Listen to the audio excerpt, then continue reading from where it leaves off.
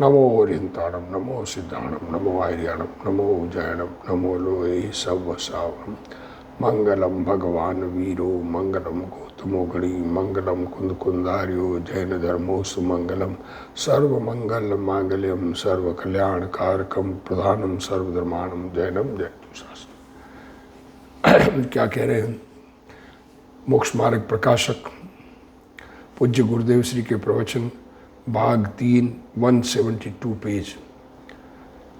भले ही भगवान को सच्चा मानता हो परंतु भगवान का सच्चापना किस प्रकार है यह उसके जिसके ज्ञान में भाषित नहीं हुआ वह ज्ञान भी मिथ्या है।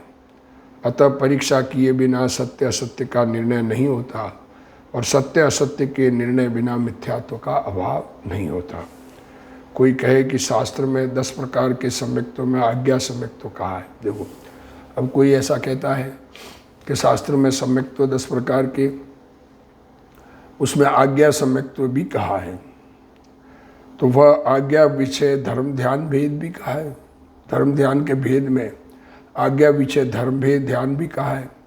और निशंकित अंग में जिन वचन में संशय का निषेध किया है कि जिन वचन में शंका नधार, ऐसा भवसुख वांछक भाषा भवसुख वांछा नहीं करना। तो क्या कह रहे हैं, जिन वचन में संशय का निषेध किया है वह किस प्रकार है। तो ये क्या बात है कि आज्ञा सम्यक्त्व, आज्ञा विषय धर्म ध्यान और निशंकित अंग में जिन वचन में संशय नहीं करना, ये 3 बातें शास्त्र में लिखी है। तो फिर हम तो आज्ञा मान के धर्म मान रहे।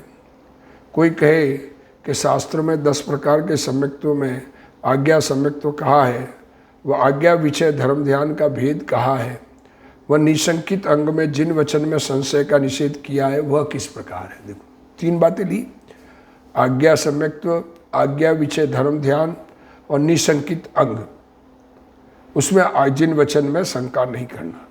तो अब समाधान कर रहे हैं पंडित जी। शास्त्रों में कितने ही कथन तो ऐसे हैं जिनकी प्रत्यक्ष अनुमान आदि द्वारा परीक्षा कर सकते हैं। पंडित जी क्या कह रहे हैं, शास्त्रों में बहुत सारा शास्त्र के वचन हैं, उसमें ऐसे वचन, कई वचन तो ऐसे हैं जिनकी प्रत्यक्ष और अनुमान से परीक्षा की जा सकती है। जो प्रत्यक्ष अनुमान आदि गोचर नहीं है, जो प्रत्यक्ष नहीं है, अनुमान से नहीं निर्णय किए जा सकते। अब जम्बूद्वीप अनुमान से क्या निर्णय करे, बहुत जो शास्त्र कहा है कर्णान युग के शास्त्रों में असंख्य द्वीप समुद्र, अब हमारे ज्ञान में इतना क्षोभम नहीं है कि हम उसको जान सके, तो उसमें क्या परीक्षा करें। पर इसलिए आज्ञा ही से प्रमाण होते हैं। अब उनको तो आज्ञा से ही प्रमाण करना। अकृत्रिम चैत्यालय, वहाँ नाना शास्त्रों में जो कथन समान हो उनकी तो परीक्षा करने का प्रयोजन ही नहीं है। देखो, अब वो जो हमको शास्त्र से मिले और शास्त्रों में सब में एक जैसी बात की है,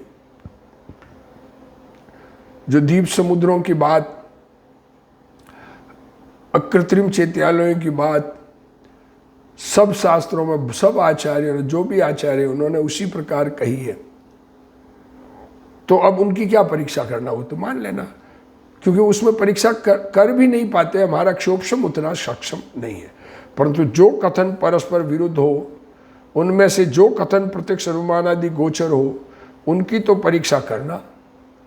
वह जिन शास्त्रों के कथन की प्रमाणता ठहरे, उन शास्त्रों में जो प्रत्यक्ष अनुमान गोचर नहीं है, ऐसे कथन किए उनकी भी प्रमाणता करना। देखो, जो प्रत्यक्ष अनुमादी गोचर हो उनकी तो परीक्षा करना, और जिन शास्त्रों में देखो कथन परस्पर विरुद्ध हो और प्रत्यक्ष अनुमान आदि गोचर हो उनकी तो परीक्षा करना, पर जिन शास्त्रों के कथन प्रमाणता ठहरे, प्रमाण लग रहे ठहरे, उन शास्त्रों में जो प्रत्यक्ष अनुमान गोचर नहीं है ऐसे कथन किए, जो कथन शास्त्र प्रमाण हो गया। जिस शास्त्र में आत्म तत्व की बात सत्य कही, आत्मा के रागादि भाव के अभाव की बात सत्य कही, रागादि के अभाव से सुख होता है, ज्ञान के सद्भाव से सुख होता है, ऐसी बात कही, आत्मस्वरूप के आश्रय से सुख होता है, ऐसी बात कही। अब उनमें दूसरी बातें भी प्रमाण है, उनकी भी प्रमाणता करना, तथा जिन शास्त्रों के कथन ही प्रमाणता न ठहरे, अब जिन शास्त्रों में कोई बात ही प्रमाण नहीं हो, प्रमाण से विरुद्ध बातें हो, उनके सर्व ही कथन को अप्रमाण मानते हैं। अगर कुछ बातें भी अगर प्रमाण विरुद्ध है, पुण्य से धर्म लिखा है कि पुण्य करते करते धर्म हो जाएगा, या किसी हिंसा से धर्म कहा गया है, तो वो सारा शास्त्र अप्रमाण है। अब गुरुदेव श्री देखो इसको खुलासा कह रहे हैं, शास्त्र के सम्यक्त्व के 10 प्रकार में आज्ञा सम्यक्त्व कहा है। भगवान ने जो स्वरूप कहा उसमें शंका नहीं करना, तथा आज्ञा विषय धर्म ध्यान का भेद कहा है, तथा निशंकित अंग में जिन वचन में संशय करने का निषेध किया है वह किस प्रकार है। ये 3 बातें ली इनमें। गुरुदेव श्री इसको प्रश्न को वापस गुरुदेव श्री ने प्रश्न पढ़ा, अब उसका उत्तर कह दे। शास्त्र में किसी कथन की तो प्रत्यक्ष अनुमान आदि से परीक्षा की जा सकती है, और कोई बात ऐसी है जो प्रत्यक्ष अनुमान आदि गोचर नहीं है। अज्ञानी कहता है पानी अग्नि से प्रत्यक्ष गर्म होता है। हम देखो गुरुदेव श्री ने दृष्टांत दिया है, प्रत्यक्ष से सामने दिखता है अग्नि से पानी गर्म होता है। क्या कह रहे हैं, कौन कहता है, अज्ञानी। जगत पानी के स्पर्श गुण की गर्म रूप अवस्था होती है, ये प्रत्यक्ष है। क्या कह रहे हैं, पानी अग्नि से प्रत्यक्ष रूप से गर्म होता है, परंतु यह भूल है। कि पानी का स्पर्श गुण, उसकी स्पर्श गुण की गर्म रूप अवस्था होती है, यह प्रत्यक्ष है, उसे अज्ञानी नहीं देखता। क्या कह रहे हो, सामने क्या दिख रहा है कि प्रत्यक्ष दिख रहा है आग से गर्म हुआ। अरे आग से पानी में, पानी के परमाणु में स्पर्श गुण में गर्म रूप होने की अवस्था होने की योग्यता है कि नहीं। पानी के परमाणु हैं, उनमें प्रति समय उत्पाद व ध्रुव हुआ करता है। देखो गुरुदेव श्री कैसा खुलासे से कह रहे हैं, शीत अवस्था का व्यय होकर गर्म अवस्था का उत्पाद होता है, और स्पर्श गुण ध्रुव रहता है। अग्नि और पानी में अन्योन्य अभाव है। पुद्गल परमाणु द्रव्य की वर्तमान एक अवस्था में, एक पर्याय में, दूसरे पुद्गल द्रव्य की अवस्था में अभाव, जो पर्याय में अभाव है वो अन्य अन्य है। अतः अग्नि के कारण से पानी गर्म नहीं होता, यह प्रत्यक्ष है। ऐसा निर्णय करना चाहिए, विचार करना चाहिए कि अग्नि से गर्म कैसे होता है पानी। हमारे समझाने से अगला समझता है, तो ये हमारा हम कौन है कि एक जीव है, अगला कौन है कि एक जीव है। तो 2 जीवों में अत्यंत अभाव है। 2 द्रव्य, एक जीव द्रव्य और एक अन्य जीव द्रव्य, अत्यंत अभाव, और उनकी वर्तमान पर्याय में एक दूसरे में अपनी अपनी योग्यता से होती है, किसी के कारण कोई नहीं होता। ये पानी के परमाणुओं से कहे तो ये समझाने से समझता है, ऐसी मान्यता भी अज्ञानी की है, परंतु पर्याय में अविभाग प्रतिच्छेद आदि का पता नहीं चलता, तो उन्हें आज्ञा से मानना चाहिए। अब देखो पर्याय के अविभाग है, पर्याय में जो गुणों का भाग है, जैसे क्षेत्र का छोटा से छोटा भाग प्रदेश, वैसे ही भाव का छोटा से छोटा भाग अविभाग प्रतिच्छेद, तो उसका तो पता चलता नहीं हमको, तो उन्हें आज्ञा से मानना चाहिए। और जो पदार्थ ख्याल में आता है उसकी तो परीक्षा करना चाहिए। अलग अलग शास्त्रों में समान कथन की परीक्षा करने का प्रयोजन नहीं है, परंतु जो कथन परस्पर अनुमान आदि गोचर हो उनकी तो परीक्षा करना चाहिए। जिस शास्त्र में प्रयोजनभूत बात सत्य हो, उसकी अप्रयोजनभूत बात भी सत्य समझना चाहिए। परंतु जिस शास्त्र में प्रयोजनभूत बात में भूल हो, उसकी समस्त बातें अप्रमाणिक मानना चाहिए। क्या कह रहे हैं, प्रयोजनभूत बात। अप्रयोजन हमारा क्या है कि दुख मिटकर सुख हो। हमारा प्रयोजन वीतरागता और सर्वज्ञान है। अब सर्वज्ञान और वीतरागता की जिसमें स्थापना हो, वो बात जिन शास्त्रों में सही कही, बाकी बातें भी सब सही है, और उसी बात में भूल है तो बाकी सब खोटा है। यहाँ कोई कहे कि परीक्षा करने पर कोई कथन किसी शास्त्र में प्रमाण भाषित हो तथा कोई कथन किसी शास्त्र में प्रमाण भाषित हो, तब क्या करें? अलग अलग शास्त्र में अलग अलग प्रमाण लगे, समाधान दे। जो आप्त भाषित शास्त्र है उनमें कोई भी कथन प्रमाण विरुद्ध नहीं होते। बहुत बढ़िया ग्रंथ की परीक्षा करने के लिए कैसे कहा कि आप्त के बनाए हुए, आप्त मीन्स वीतराग, सर्वज्ञानी और हितोपदेशी, उनके उपदेशित शास्त्र, उनके उपदेश के अनुसार रचे गए शास्त्र, वो कथन प्रमाण विरुद्ध नहीं होते, क्योंकि यहाँ तो जान पनाही न, या तो जान पनाही न हो। प्रमाण विरुद्ध कब होंगे कि या तो जान पनाही नहीं हो अथवा राग द्वेष हो, तब असत्य कहे। सो आप ऐसे नहीं होते। हाँ, तूने परीक्षा भले प्रकार नहीं की इसलिए भ्रम है। हाँ, परीक्षा करते हुए कोई कथन किसी शास्त्र में प्रमाण भाषित हो तथा कोई कथन किसी शास्त्र में प्रमाण भाषित हो तो क्या करना? हाँ, परीक्षा करें तो कोई कथन किसी शास्त्र में प्रमाण भाषित हो, कोई कथन किसी शास्त्र में प्रमाण भाषित हो तो क्या करना? सर्वज्ञ की वाणी अनुसार रचित शास्त्रों में कोई विरुद्धता नहीं है। हाँ, जिनमें पूर्ण जान पनाही न हो अथवा राग द्वेष होवे वे ही असत्य कहते हैं। देखो क्या कहते, सर्वज्ञानी परमात्मा की वाणी, उनके द्वारा रचित शास्त्र, उसमें कोई विरुद्धता नहीं है।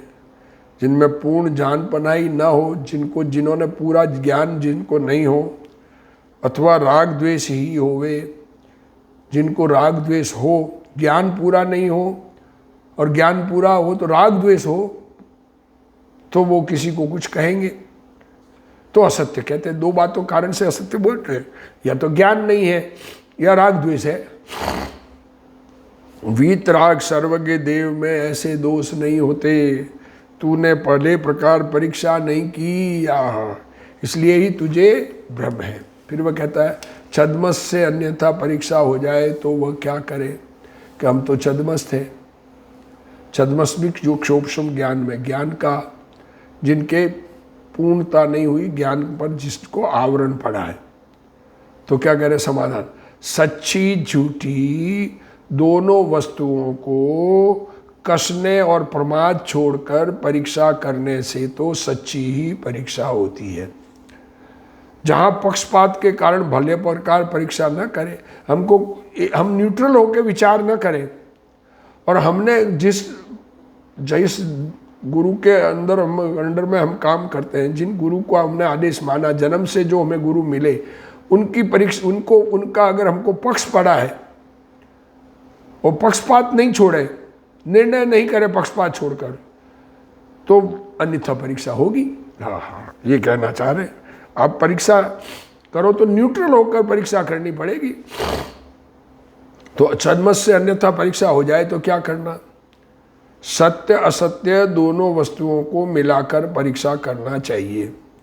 जैसे सुवर्ण वस्त्र आदि खरीदते समय परीक्षा करते हैं, उसी प्रकार शास्त्र की आज्ञा का मिलान करना चाहिए। सत्य असत्य को कसकर, प्रमाद छोड़कर परीक्षा करना चाहिए। ऐसा नहीं है कि जिस संप्रदाय में जन्म लिया उसी की बात सच्ची हो। देखो, ये हमने जिस संप्रदाय में जन्म लिया पहले तो ये सच्ची है, फिर बाकी सब बातें बराबर सही नहीं है, और फिर हम परीक्षा करने जाएं तो हमें वो उसका लगेगा। जहाँ पक्षपात के कारण अच्छी तरह परीक्षा नहीं की जाती, वहीं अन्यथा परीक्षा होती है। व्यवहार अथवा राग आता है वह पुण्य है। देखो, राग का भाव आता है, दया दान व्रत भक्ति का भाव आता है, उसकी क्रिया का भाव आता है, वो पुण्य है, धर्म नहीं। उसको धर्म मानना जैन धर्म नहीं है। आत्मा शुद्ध चिदानंद है, उसकी दृष्टि करना ही धर्म है। ये पुण्य से धर्म मानने की परंपरा चलती हो तो उसे छोड़ देना। क्या कह रहे हैं? पुण्य करते करते धर्म होगा, अगर ऐसी मान्यता तुम्हारे हृदय में बैठी है कि हम दया दान व्रत भक्ति तप त्याग आदि करते हैं, ये स्वाध्याय आदि करते हैं, शास्त्र आदि सुनते हैं, ये करते करते हमें धर्म हो जाएगा, किसी को व्रत उपवास करते करते धर्म हो जाएगा, वर्षी तप करते करते धर्म हो जाएगा, निर्जरा हो जाएगी, तो ऐसी मान्यता छोड़ देना।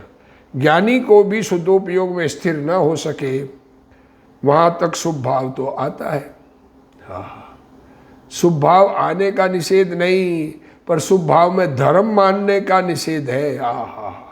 शुभ भाव ज्ञानी को भी आता है, अरे ज्ञानी के अशुभ भी आता है, क्या करे, परिणाम आवे, आत्मानुभव में लीन न रह सके और चारित्र मोह का उदय हो। चारित्र मोह वसलेशन संयम पे सुरनाथ जजय है। आहा, तो ज्ञानी को भी शुद्धोपयोग में स्थिर ना हो सके वहां तक शुभ भाव हो आता है, परंतु उसको धर्म मानना छोड़ देना चाहिए। पहले दृष्टि में पुण्य को छोड़ना चाहिए।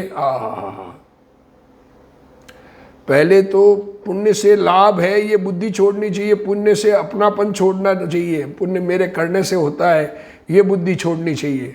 मैं शुद्ध चिदानंद हूँ, पर्याय में विकार है वह धर्म नहीं है, उससे रहित शुद्ध आत्मा की दृष्टि करना और पुण्य पाप को हे समझना ही उन्हें दृष्टि में छोड़ा कहा जाता है। और स्वरूप में लीनता होने पर पुण्य की